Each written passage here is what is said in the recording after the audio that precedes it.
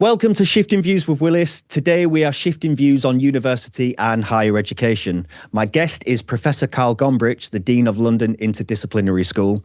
Carl has been at the forefront of reimagining higher education, creating the UK's first arts and sciences degree at UCL, and leading LIS's innovative approach to university education.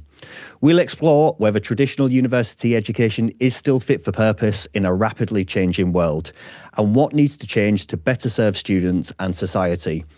Whether you're considering university, working in education, or leading a business, this conversation will challenge your views on what higher education could and should be.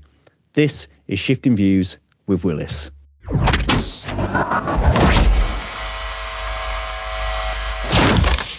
Okay, Professor Carl Grombrich, welcome to the podcast. Such a pleasure to have you here. Thank you very much. Great pleasure to be here too.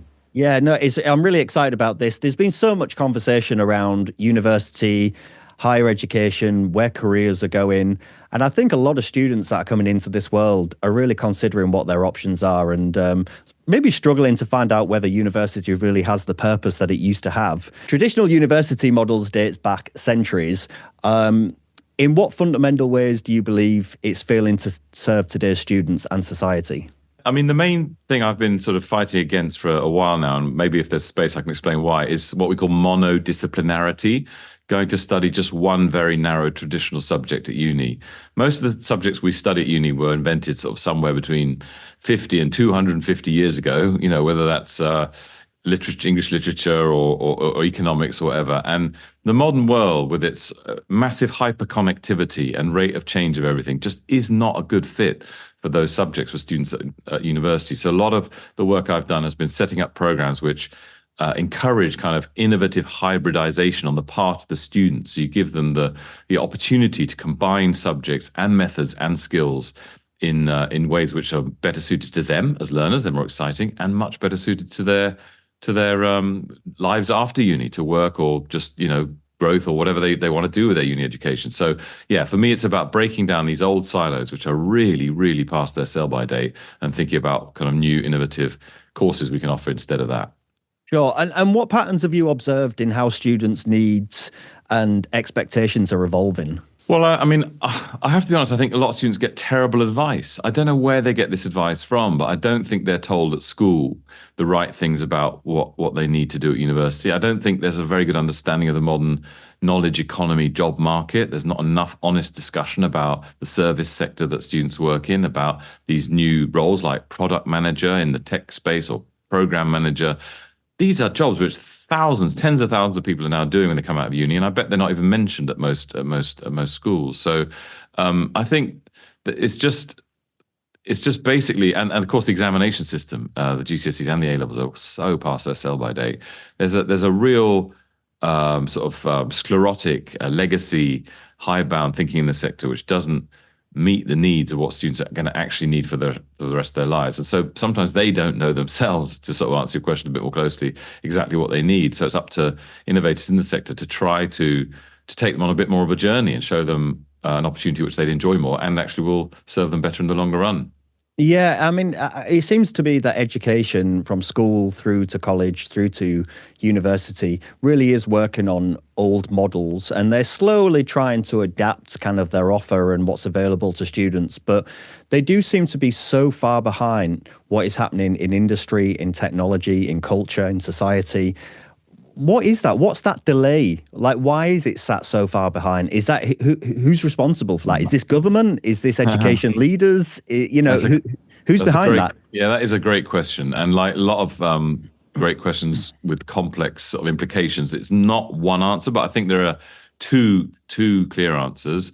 One is one is a kind of a positive answer in a weird way, is that academic disciplines, like let's say literature or biology or whatever, they create their whole world of language, and they have their own ways of measuring themselves and validating themselves. And that's a kind of self-perpetuating system, which is very powerful. You know, if you want to join the ranks of biologists, this part is driven by universities. You want to go to university, it's divided into departments. Biologists study biology and research it. Historians study history, research it, publish on it. They want students to do exactly the same as them. As a friend of mine said at UCL, where I used to work, they want to produce mini-me's. That's the kind of basically the goal, because what else could it be? That's their thing. That's what they teach. So that then drives the system all the way down to A levels and lower to produce these very narrow mini-me's at university, because the disciplines themselves are so powerful and know how to perpetuate their own way of thinking. But that kind of worked when we had 8%, maybe maximum 10% going to uni 50, 60 years ago. Now we've got 40, 50% of people going to university. Only a tiny fraction of those will be academics, be mini-me's, and yet we can't change the system to reflect that. So I think that's one reason. Then there's another reason is the exam boards. Again, it's kind of connected. All these things are a bit interconnected, but you've got to have exams in a school system. Who creates the exams? The exam boards do. Who writes those exams? Mostly academics or very senior teachers who are all, educated in a very narrow disciplinary way. So there's at least two reasons why we just can't seem to change to give the students something a bit more creative and a bit more flexible. Do you think there's a desire to, like, if you must speak to other deans and other vice chancellors and things like that of other universities, is there a desire for them to, disrupt, rock the boat, shake things up? Or actually, if you've got to that position in a university, perhaps, you are of that mindset and you don't really want to kind of shake things up, if that makes sense? That's another good question. I mean, to be fair, I do think the top leadership at unis really see this. I mean, they've sort of gone through that mill of perhaps being a research academic or someone themselves, and they've come out the other side and thinking, what are we doing? I mean, a VC of one of the major Russell Group said to me not so long ago, it's a slightly different point, but it's related. He said, if more than 50% of the country are going to universities, that means we have some people in universities now with lower than average IQ. And which is quite funny. We're still basically creating sort of old-fashioned courses, lots of reading and lots of essay writing and so on, which might not suit these people. They might be more practical-minded, they might be more physical people, whatever it is. But we've still got exactly the same kind of ways of thinking about what a university should deliver. So I do think sometimes at the top end and the more creative parts of the sector, there is a will to do it. But it's just so hard to innovate when the entire system, all the bureaucracy is set up for this legacy way. It's this path dependence thing. Once you're stuck on it and it gets entrenched, it's really, really hard to break that system down. Yeah, and you really touched on a nice point there, which I think will lead me to the next segment of this podcast. But you touched upon the styles of or the ways that people like to learn. And obviously, the more and more people that go to university, you're going to see those styles vary. You're not going to have a lot of academics that are great at writing thesis papers and doing lit reviews and research and stuff like that, but have got wonderful creative minds and can find answers to problems. But the structure in which they're learning in is so rigid that actually you can't get the best out of them. And I think you could throw that all the way back to school as well. I think it's exactly the same. And you touched upon it with examinations. Because they don't do particularly well in that exam, it suggests that they're not capable, but maybe they are very capable. It's just the manner in which they're learning and the manner in which that's being assessed is too rigid to account for their style of learning, the way that their mind works. Is this something that really needs to evolve in the learning ecosystem, adapting to different learners? Gosh, you're asking me lots of great questions with so many rich, complex answers. I've got to be careful not to go on too long. But firstly, I've got to be careful, Wayne, because the whole learning styles literature is pretty much debunked. So I just want, just in case any colleagues of mine are listening, what's Carl talking about learning styles? That's not to say, of course, you're right, that people have different skills and contribute in different ways. So a great video artist might be a terrible mathematician. A great mathematician might not be able to speak in public at all. So that is definitely true. But the whole learning styles thing, I've got to be careful about. Scientifically, it hasn't tended to work out when they try and reproduce in experiments. But for sure, I mean, I don't think... we are in such a visual age now. The impact of one's life often is through the visual, whether it's great curation on social media, creating great videos like you're doing here, or podcasts. And yet that's a tiny part of the education system. And you've got a whole, generation of people who will be way better at producing visual or oral content than writing.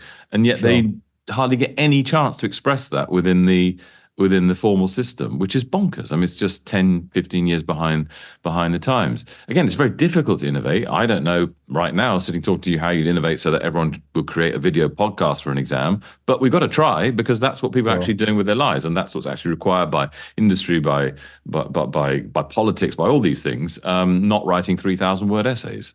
Yeah, no, and that's absolutely true. And I do some teaching on at university on the MBA level, and I teach innovation. But when we go in there and we teach the students, we intentionally do it in a very practical way. Our job is to go in there and bring the real world insight into their academic ecosystem, if that makes sense. So then when it comes to them being assessed, every time we set an assessment for them, it's rarely a 3,000 word essay, because that's not the reality of what they're being asked to do in their job.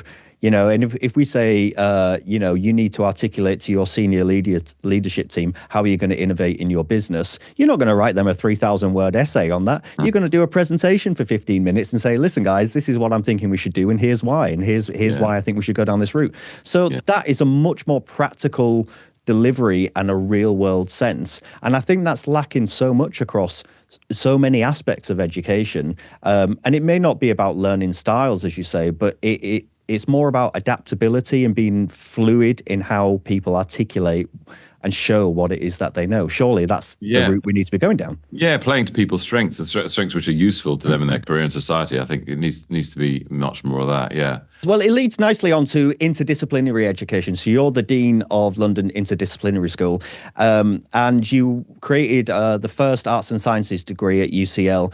What is it that's driven that decision? Firstly, what is interdisciplinary education? In a nutshell, what does that mean? And what was the motive behind the Arts and Sciences degree? What were you thinking when you were creating that? So interdisciplinary working or thinking is basically combining together 2 or 3 or 4 more disciplines to tackle a problem that you can't tackle with just one discipline. So, I mean, there's so many in the world now, whether it's climate change and sustainability, digital health, AI and law, all these areas, games and gamification, all these areas require multiple disciplines to come together to be able to flourish and innovate in their ways. And there's a whole piece around how much you need to be an expert in one thing and how much it's more about combining different things, which I can talk about. I've written quite a lot about that. But basically to say that we have not nearly enough people who can combine things together, and way too many people who just know one piece. And often when those people, I was literally talking, I've got so many examples every time I have a conversation on this, it's something I literally think days ago. So literally talking to a senior person who's been working in sanitation for the UN throughout the world for 40 years. And she says to me, I just, having another team of individual experts who can't talk to each other, it's just pointless. I know what's going to happen. I know it's going to fall down. It's not going to work. I need interdisciplinary thinkers and workers who can either combine 2 or 3 things themselves or help these experts work and get along together. So there's that, right? There's either, I mean, I don't like to call them facilitators because they're much more expert than that, but you certainly need someone in the room who's a translator, a bridger, someone who can get the teams to work. But you also, and I see this in my students now, many of whom have PhDs from elite universities, they're doing interdisciplinary PhDs where they're combining economics, anthropology, law, engineering, and they're actually combining them together to have some unique insight into climate change or into AI and law or whatever it might be. So interdisciplinarity, though, in a nutshell, though, Wayne, is combining existing disciplines to tackle a problem that could not be done with just one discipline. And now back to your question about why I'm doing all this. Well, there's obviously a bit of biography in there. Myself, I've got a very eclectic background. I've got degrees in maths and physics and philosophy. I was a musician for a while, speak a few languages, partly through the music because I was an opera singer. And I'm just interested in lots of things. and it happened that in 2010, I was sort of looking for a new challenge. I've been leading a small course in a university. And UCL had this vision. This wasn't my vision. I got to credit the then leadership of UCL for saying we see the world changing. We see students graduating without necessary breadth of understanding, without understanding things like complexity. These are terms we talk a lot about at LIS. They're not getting the right education for the modern world, whether they want to go into civil service or start their own company, whatever. So they wanted to create this program, and they gave me the opportunity to lead the whole team. And it was a big deal for UCL, one of their major undergraduate degrees. And that it just was perfect for me, because although I was already in my 40s, I was like the first of a generation who were coming through who are going to have portfolio careers, train and retrain many times in their lives, live in this complex environment. I wasn't like my father's generation where he joined one company for 30, 40, 50 years or one university or whatever. And so it worked for me as a leader, because although I was an old man, I was actually living the life which a lot of my students were going to have to lead or had led. So I loved it, absolutely loved it. And we established that degree. It was a great success. It now takes 180 students a year. So it's one of UCL's biggest undergraduate programs. And then the CEO of LIS, London Interdisciplinary School, who I'd known, working on a couple of boards together, he said, Carl, I got this crazy project. I want to set up a whole new university on interdisciplinary lines. How about it? And then by that stage, I got a taste for entrepreneurship in education, basically. And we'd done the UCL degree. It was great. It was stable, but it wasn't massive growth for me, personal growth or professional growth. So I just thought this is there's nothing bigger than this. This is really, really different, really radical. And we've established this uni, first in 50 years, by the way, to get our own degree awarding powers at our inception, first since about Warwick.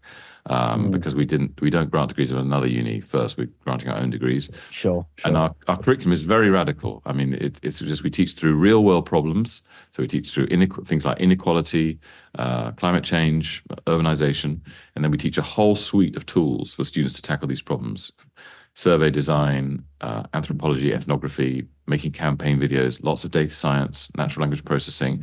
And the students start by kind of learning a wide suite of methods and thinking, wow, I never thought you could apply, data science to climate change. And of course you can. There's tons of stuff you need to do with data science. Sure. And once they've had a big exposure to that in year one, they then start to choose the methods, the tools which they particularly like, to focus on the problems they're particularly interested in. And it's just naturally interdisciplinary because the world is.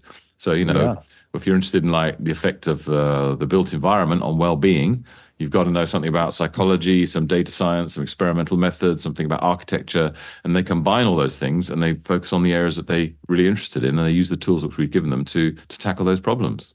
Yeah, I mean, it sounds like there's in traditional education, if we can call it that, it sounds like there's a lot of binaries. That's the way I see it. It's very much, you will study this subject, you will study it in this way, you will learn this fact as we tell you it's a fact, and then you will go away saying you know this stuff. But whether or not that's actually applicable to how you're going to then use that in reality, and actually, as you've touched upon, there's a multidiscipline approach that you need to be able to solve problems, to be to have critical thinking, to be creative, especially complex problems, which involve so many different aspects to it.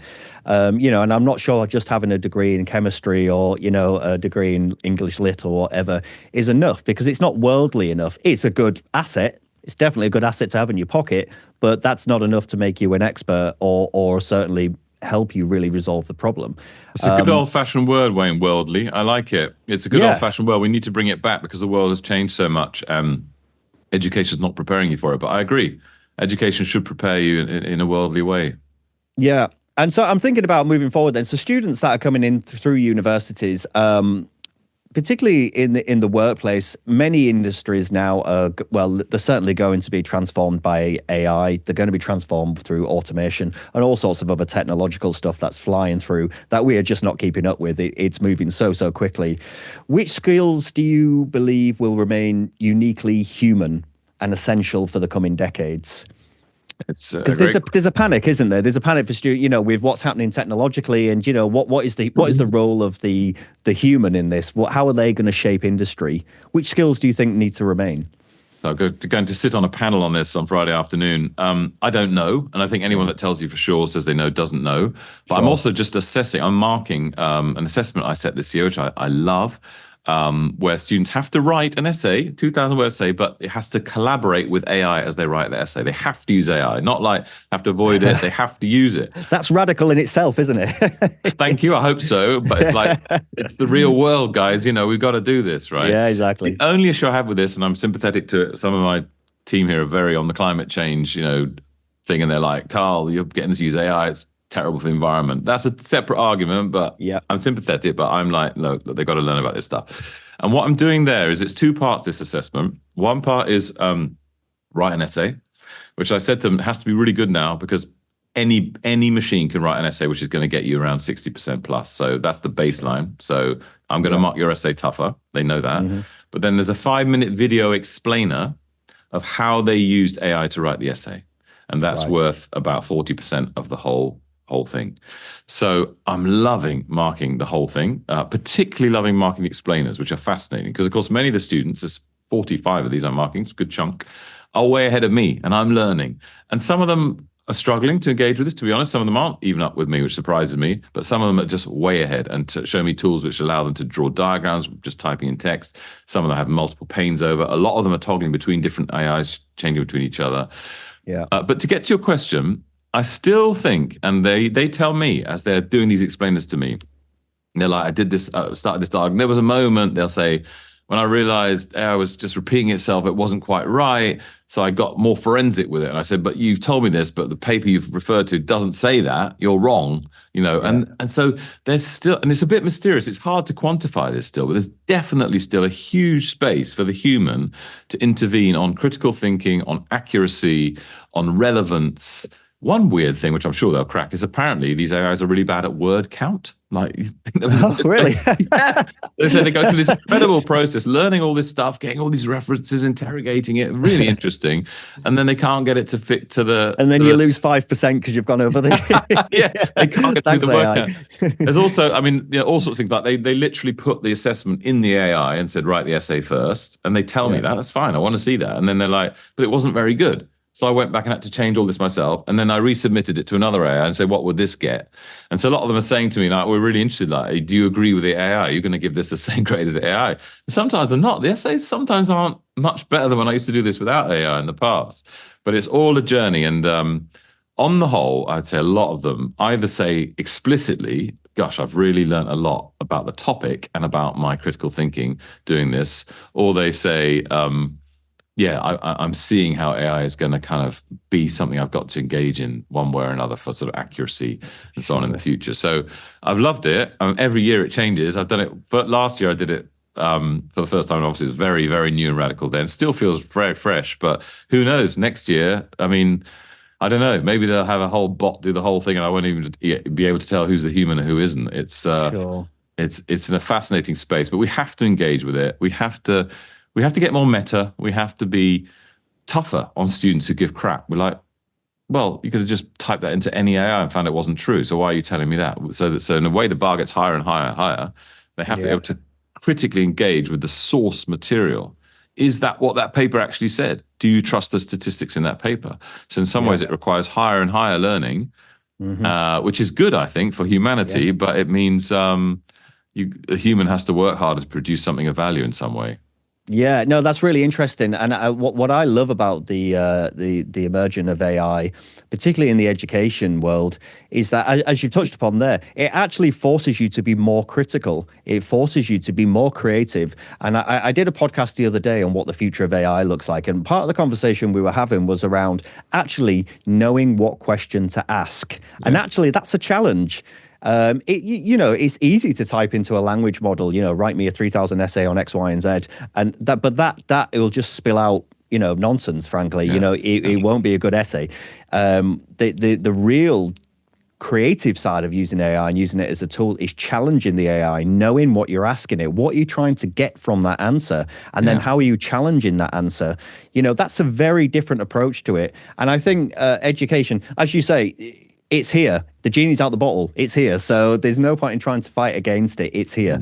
What we need to do is learn how to harness it and use it as a productive tool that makes us better learners and makes us explore things in a much more worldly, stronger, creative way, rather than seeing it as a tool that does things for us.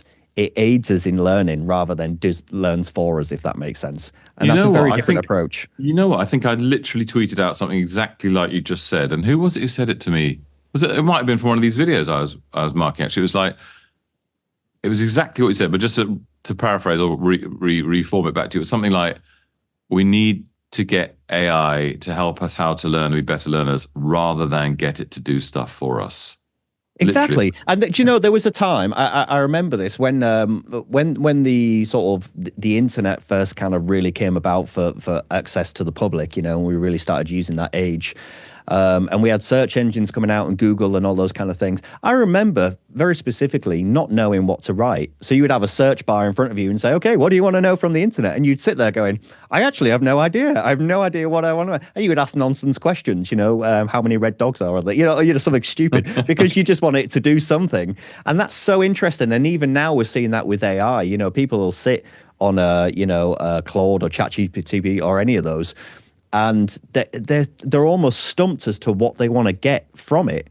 And so they'll put in maybe the title of their thesis, maybe, or a question they've been asked on an exam or something like that. And they'll say, can you write me something about this? And because they're actually a bit flummoxed about how actually to get the data from it. And that takes a really creative mind. And I think you touched upon it nicely. You know, I probably is going to make us better learner. It's quite scary though, isn't it? Yeah.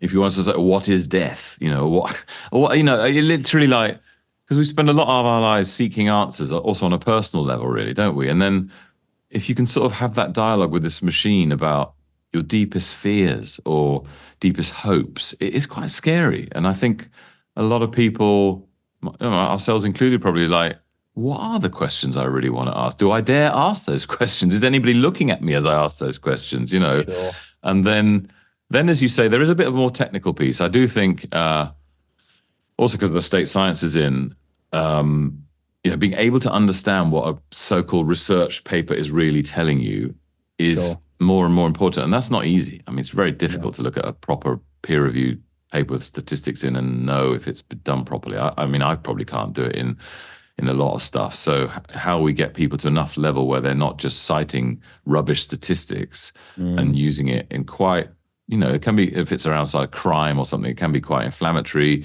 People can get the wrong end of the stick. Policy could be badly written. So there is a technical piece at the end of this chain of questions. It's like, how are you trusting that source? What is the quality of that evidence? And we have to teach all that as well, I think. Yeah, what is the quality of it, and how are you interpreting it yourself, and then how you feeding it back to us? Because, you know, 10 people could read that response and interpret it in 10 different ways almost, you know. So it requires critical thinking. It requires that creativity, that challenge. And, you know, that just makes you a smarter learner because you are having to think. I always say to people about the AI stuff, we have endless conversations around it's going to take all these jobs and it's going to do this and it's going to do that. And I always say, listen, we've had lots of interventions of technology over the years, you know, of things that have happened, from machinery to the internet to smartphones and every time industry evolves with it and it starts adapting to it, you know, integrating it into the way that industry works and how jobs work. So I never think of it as it's going to take your job, quote unquote. I think of it as it's going to be a tool that's going to change the way that you do your job or the way that you think about your job.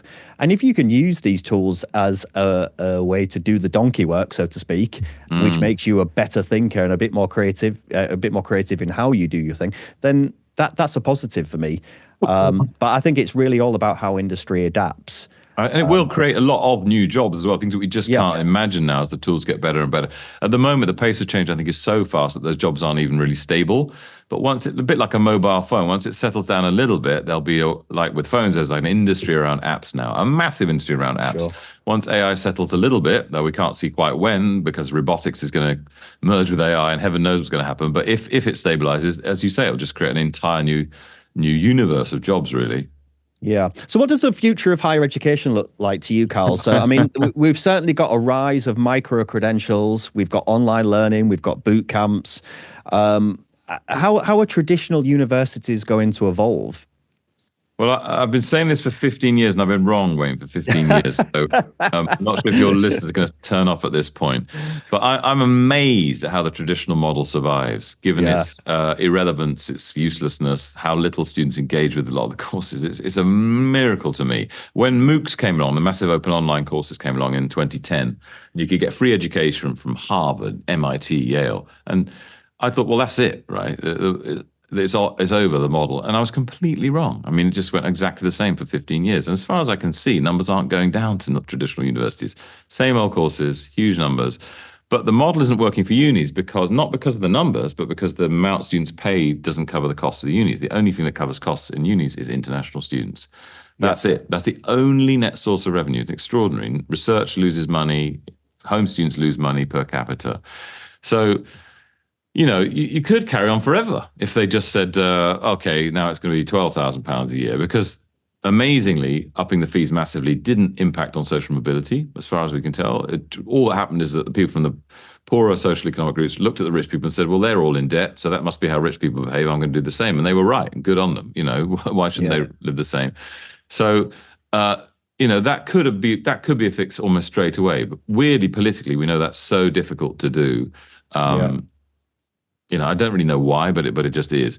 So, but is that optimal for the students, for the 400,000 a year going to uni? Is that optimal for our economy, that we have another, you know, 100,000 psychologists, 100,000 forensic scientists, 100,000 biologists coming out every year. No, it isn't optimal. It's crazy, and it doesn't help the students either. So I don't know, because honestly, because we are very innovative here, and the students that come here tend to enjoy it a lot, and often they've dropped out of traditional unis. Actually, that's probably our biggest identifiable cohort, is people who've been somewhere else for a year or so, a year plus sometimes, and think, what's the point? And then they come here.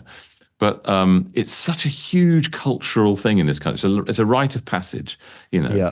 college, uni, do a degree, mortarboard in the air at the end. It's like we haven't got the great rites of passage of the church anymore, or tribal rites of passage. And this is it. It's a lot. I mean, hundreds of thousands of students just kind of do this without really quite knowing why.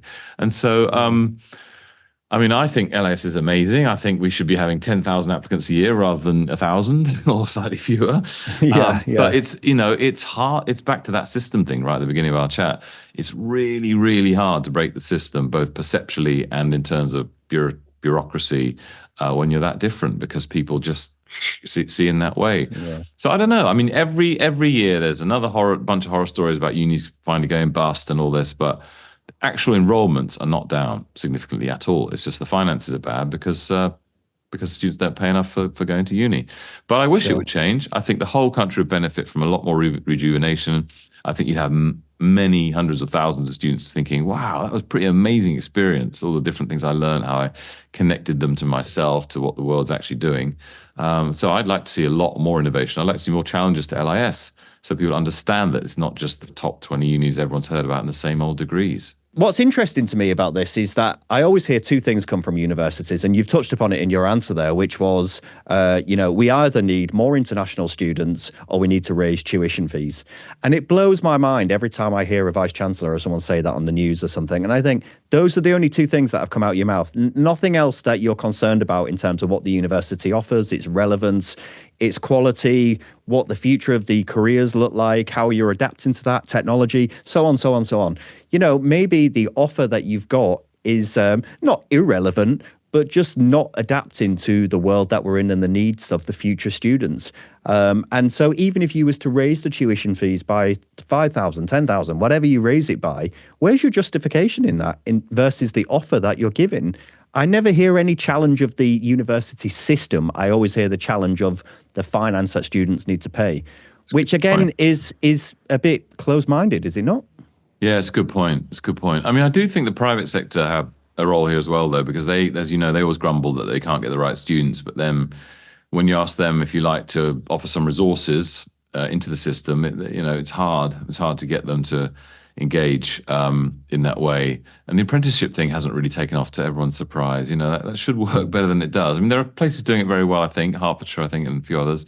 But I mean, as you know, Wayne, because you understand this sector, I mean, part of this, again, is the legacy that in order to get a graduate job, you have to have a degree, and the HR departments of all those corporations that are employing all our students who graduate, whether they're small, medium, or large, or public or private, basically haven't changed much the way they think about things. They want to tick a box that says this person has a 2-1 from a recognizable university. That's about as far as it goes, but that still is a barrier. But for people who don't go to uni, you will find yourself behind because the HR will take someone with a degree over someone without. So is that necessary? Probably not in many cases, but it's still a brave choice not to go to uni at all. If someone who's really entrepreneurial or something, they can do it. But for more normal but bright, competent people, it's a risk because you're not going to get the same jobs as your mates in 3 years' time. Yeah, it really is a culture shift, this whole thing, isn't it? It's definitely a culture shift in the way that we as society view what is advancing, so that could be in education, that could be in careers, that could be hiring managers, as you say. I'm not sure that a lot of employers really even know what they're looking for. In a way, they're fulfilling the job brief based on what they believe traditionally is what is required and what ticks the box. But are they asking themselves why? Why aren't more industries hiring more worldly thinkers? Why do they need an engineering degree or a whatever degree?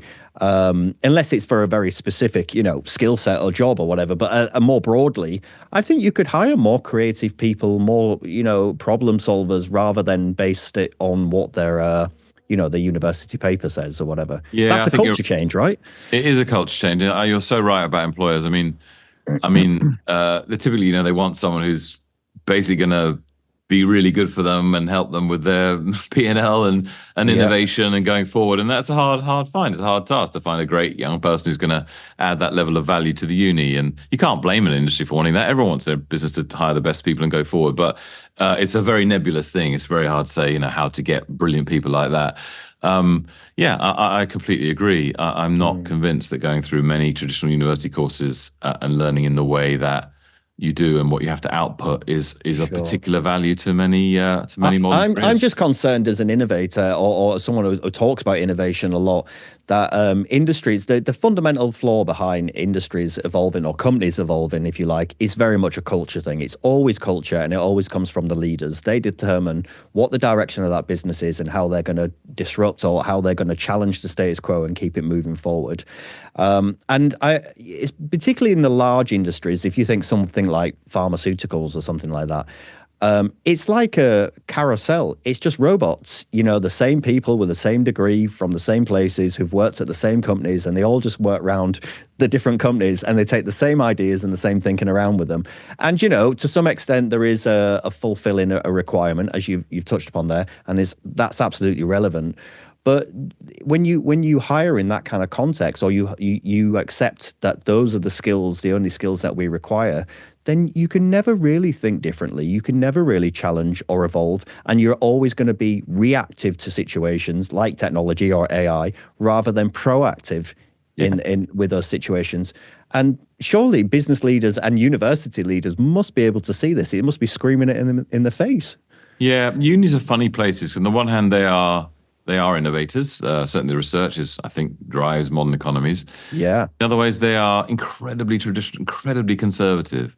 And so the most conservative people in unis are the people who think they're very radical, on the left, but they have very conservative ideas about what a university should be and how it should operate. And I think that's a paradox that universities wrestle with, is how to allow truly disruptive people, students really, in the system, because the unis have to manage all these giant bureaucratic processes, basically, which would right back to what we were saying at the beginning, doesn't suit a lot of more creative and disruptive students. But then perhaps those students shouldn't be at uni. So there's two ways of looking at it, right? Either unis are going to be the sort of traditional bastions, upholders of conservatism in society, and that's fine. You might want your bankers or your lawyers to go there, and then your disruptors do something else, or you want unis to become more disruptive, interesting places, which would take in younger people and help them sort of realize how to use all their great disruptive and creative skills. But in a way, we're not really doing either at the moment, to be honest. No, exactly. And I always try to say to universities, when I speak to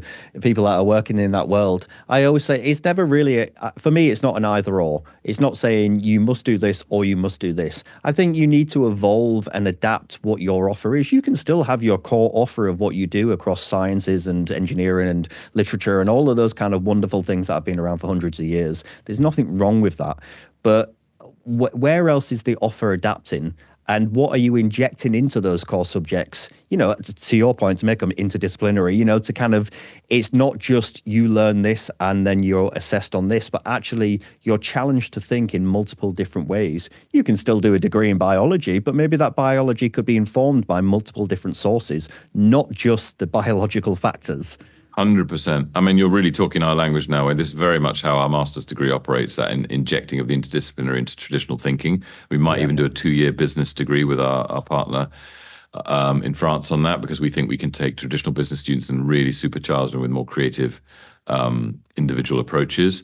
And I think AI is actually going to break this. I just cannot see, because AI is such an incredible synthesizing tool and it ranges across everything in human knowledge, right? I just cannot see students being prepared to just say, I've just got to learn what's in the textbook. Just half decent student will tolerate that, which then will create a challenge for unis and how you assess that.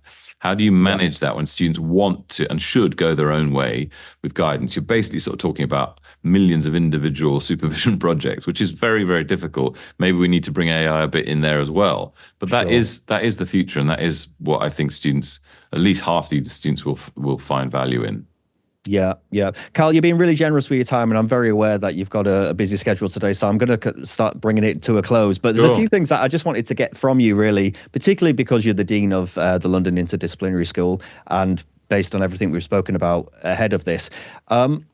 Today, if you're a student today, What are the questions you need to be asking when evaluating your educational options? What are the key questions that students coming out of sixth form or even coming out of high school, and they're saying, hey, where am I going with my life? Should I be doing further education? Should I be doing higher education? What are some of the things that they need to be thinking about when considering that? Well, first thing I think, and it's the hardest one of all probably, is what do I really care about? And Yeah. a lot of young people, we've all been their way, and you and I were young once, if you can vaguely remember.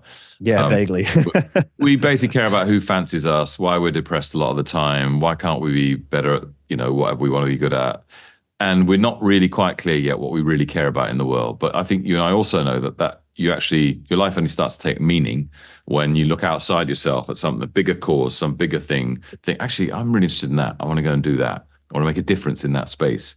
And I think if we could help young people spend a bit more time on that, about what is it that really makes them tick, what are their biases as well, if you like, what are their prejudices, how can they grow in those ways, and what do they want to change in the world. I think that's really, really important. I think there's zero space for that in the A-level system, and it's not easy. I mean, young people change their minds many times, and that's fine too, but I think that's important. Then I think you've got to, well, I would say this, wouldn't I? But you've got to be broader in your thinking. We've got the data on this now. It's between 85 and 90% of jobs after you graduate will not care what undergraduate degree you've got. I've got all the stats on that. I can send you from the Institute of Student Employers. So don't think you've got to go and do one discipline in order to do 90% of the jobs out there, most of which you won't understand even because you don't know, you're not been exposed to this world. I'm saying to you as a student now. So think about what you're interested in actually studying in a range of things. You might want to do a language with some history, with some data science. You might want to spend some time in the lab, but also combine it with economics. There are all sorts of things you might be interested in, and they will get you 90% of those jobs in an excellent way. And then you've got to look around for the courses which will allow you to do that. And I know, because this has been my space for 15 years, there aren't that many, but you need to find the flexibility and the quality to think, okay, actually, I can study the kind of range I want here, and there's a reason for that range. Could be just personal interest, which is fine, because that's just a good enough reason as any, or it could be I already know what I want to use those tools and those subjects to focus on. And then I think there are sort of a few nuts and bolts things, like look at the assessment. Are you going to have final exams? Do you care about that? Are they 3-hour written exams with a pen? Is that really relevant? You're never ever going to have to do that the entire rest of your life. Wayne and I can tell you that. Yeah. Or is it going to force you to do something like some coding or something, which is probably good for you to understand in the modern world, even if you don't really like it? Is that a medicine you should take at this point of your career?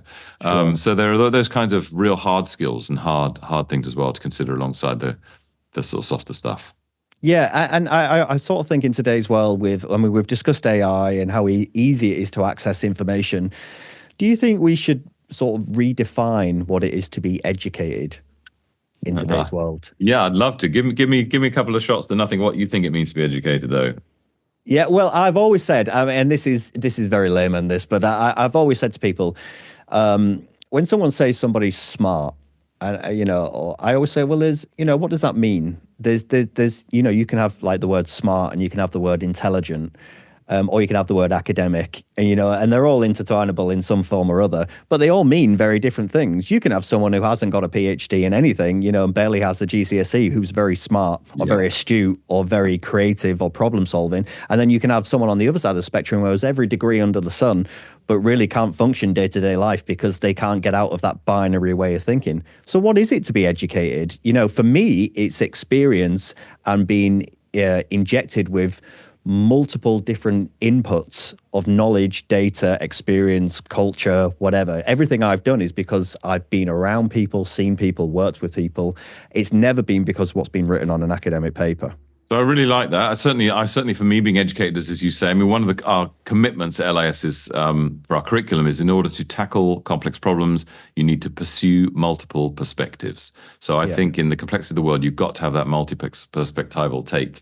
And I like that. As a modern educated person should have more lenses with which to view the world, and should always be able to say in a conversation, yeah, but have you seen it this way? Or what about from their perspective? I think that's really nice. It feels quite a contemporary way of defining being educated. But I would also say, and that's really confirming something you said just now, but earlier in what you just said, there's ways of being, perhaps isn't educated isn't the right word, but being really smart and really good at what you do without being educated. So I look at some people, for example, in sales in the business world, just brilliant what they do. And I admire those people, they're just brilliant salespeople. They've got that down. They know what they're doing, and they make good living for themselves and their businesses. And we should celebrate that too, even if that's not the sort of type of educator which you and I think. I think for what you're saying, Wayne, and what I'm saying as well, is that the sort of education we're talking about is very good for leaders. It's very good for anyone who's going to move up any kind of structure or found something themselves or do it themselves. You've got to have that multiple perspectivity and be able to talk to many stakeholders and bring it all together. But not everyone's going to be a leader. Some people are going to be very niche, and they can just do that one thing and do it brilliantly, and all power to them, that's fine. But I think the current education system actually is all about just very narrow niches, and we need so many more people able to draw on all these perspectives in order to create new stuff. What interests me as well is that I really like the whole foundational sort of thing. So as a very lame example here, but I'm terrible at DIY. I would be terrible at putting up a shelf or whatever. I'm just not very good with tools, because I've not really experienced much of it. And I would rely on someone I know who's really great at this stuff to say, how do you connect these two pieces of wood together? Or how do you get that angle? Or how do you drill into that? Or whatever. Now, to me, that's smart. That's knowledge. You're going to somebody else who has experience, have done things, have experience, and it doesn't really matter what the subject is. It's what they can offer to the situation. Can they solve the problem? Can they creatively give you an answer? Now, you could apply that thinking to just about any subject under the sun. And it's that worldly view that I think needs to inform everyone to some extent, maybe not as you say, to make everyone a leader or an entrepreneur or something, but just to inform the way they explore life, the way they explore their job, their family, the society that they live in. Those little bits of data, those touch points that are injected into their brain kind of shapes the way that they view things. And I think that just makes a stronger, more open, creative world, which I think one problem here is the inequality of reward. I mean, in the old days when your plumber was not, a CEO was not earning 1,000 times their plumber, we respected that much more, and that was a healthier world. I remember growing up respecting tradespeople way more than they get respect now, or chefs. There's little pockets where there still is respect, particularly if there's like a TV personality associated with it. But the differential's all wrong. The graduate salaries, particularly in certain worlds like finance and consultancy, are all out of proportion to the value that they bring. And people who have these great skills, which we all need, we need plumbers more than we need bankers, frankly, in many ways. The financial reward for it has gone all wrong, which means that the incentives are then skewed away from certain types of learning and skills to others, which I think in general isn't healthy for our society. Okay, I'm very aware of time, so I'm just gonna bring this down. But Carl, just finally for listeners, just to explain what they could expect from something like the London Interdisciplinary School, the offer that you're giving out. What should they be thinking about, and how can they find out more about what your offer is? Yeah, thanks. So we've got a website, the London Interdisciplinary School, and we offer an undergraduate degree, a 3-year bachelor's in arts and sciences, very much focused on real world problems. So if you're a younger person or even mature student, we have many mature students, and you want to do a completely different type of program which will massively expand your mind and expand your business opportunities, there's the undergraduate. And we have a master's, which has been very successful. It's grown to 72 students within 3 years. It's a really rich, intellectually challenging course where you'll rotate between learning about how to code, how to create great images and work with images, how to work with words, and how to work with numbers and mathematical modeling. So we have these 4 interdisciplinary ways of viewing the world, all interwoven. And again, you'll have some output at the end, which you can take to the next stage of your career. So we offer 2 degrees at the moment. You're welcome to apply. I'm sure you'd enjoy it. It'd be nice to see you. And we will be very unique, I think, for some time, because we're so new. We don't have to follow traditional ways of thinking about how we structure our curriculum, how we assess. We have a very wide range of assessments and very wide range of external partners as well that we work with and in. They come into the curriculum, tell us what they're working on, and then we see how all the academic stuff which we're giving our students can help those organizations with their problems. Yeah.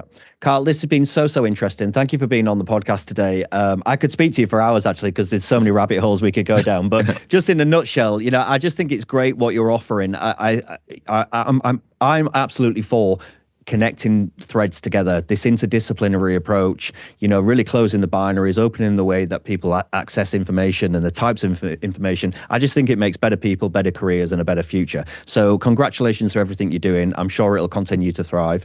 And thank you I'll for drink taking to that, Wayne. Thank you. Yeah, very well. thank you. Thank you for taking the time for being on the show. Professor Carl Grombrich, thank you. Thank you.